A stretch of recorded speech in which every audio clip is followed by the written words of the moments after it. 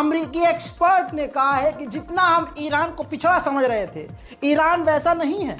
और ये बात तो मैंने भी कही थी भैया, लेकिन खैर क्या ही कह सकते हैं। रिपोर्ट पर आते हैं। अमेरिका के एक्सपर्ट ने खुलासा किया है कि ईरान ने ऐसे केमिकल हथियार को बनाया है और उसको बहुत जल्द तैनात भी कर देगा कि ऐसा वो हथियार है कि उससे इंसान पैरालाइज हो सकता है, उससे इंसान मारा जा सकता है, जिस्म उसका जल सकता है। अगर वो सांस की नली तक उस हथियार के केमिकल का जरा सा डस्ट भी चला गया तो इंसान मर सकता है। जी हाँ, ऐसा केमिकल वेपन अमेरिका और इजराइल के खिलाफ ईरान ने बनाया है कि इजराइल हैरत में है। सबसे बड़ी बात डराने की एक्सपर्ट ने ये कही है कि जो ईरान के प्रॉक्सीज, ईरान के जो साथी लड़ाकू हैं सीरिया में, लेबनान में, अलग अलग इराक के इलाके में, ईरान के बॉर्डर पर, इजराइल के आसपास, ईरान उनको ये केमिकल हथियार ग्रेनेड के अंदर, छोटी मिसाइल के अंदर, हल्के फुल्के ड्रोन्स के अंदर डाल कर दे सकता है, जिसके बाद ईरान के ये जो हथियार हैं ये और ज़्यादा खतरनाक हो जाएंगे। बस दोस्तों, इससे ज़्यादा बोलूँगा तो कभी पेशाब न निकल जाए अंधभक्तों के साथ साथ इजरायलियों का। वहीं इराक के नेशनल सिक्योरिटी एडवाइजर को देख लीजिए, ईरान पहुंचे हैं। ईरान के डेलीगेशन से उन्होंने मुलाकात की है।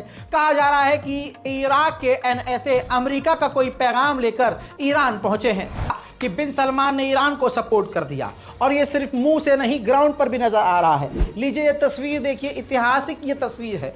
ऐसी तस्वीर शायद ही हमें कभी दोबारा देखने को मिले और शायद ही हमने कभी ऐसा देखा हो। बताना चाहूंगा, आप ध्यान से देख लीजिए, ईरान पहुंचे हुए हैं सऊदी अरब के आर्मी चीफ के जो सबसे बड़े ऑफिसर हैं, उन्होंने मुलाकात की है ईरान के आर्मी चीफ से। देख रहे हैं आप दोस्तों, ईरान पहुंचे हैं सऊदी अरब के आर्मी चीफ और उन्होंने ईरानी ऑफिशियल से मुलाकात की है। दो देशों की सेना के जब सुपर सीनियर मिलते हैं, कमांडर मिलते हैं, तो बहुत बड़ा ये इशारा होता है। क्या ईरान और सऊदी अरब एक दूसरे को सिक्योरिटी की गारंटी देने वाले हैं?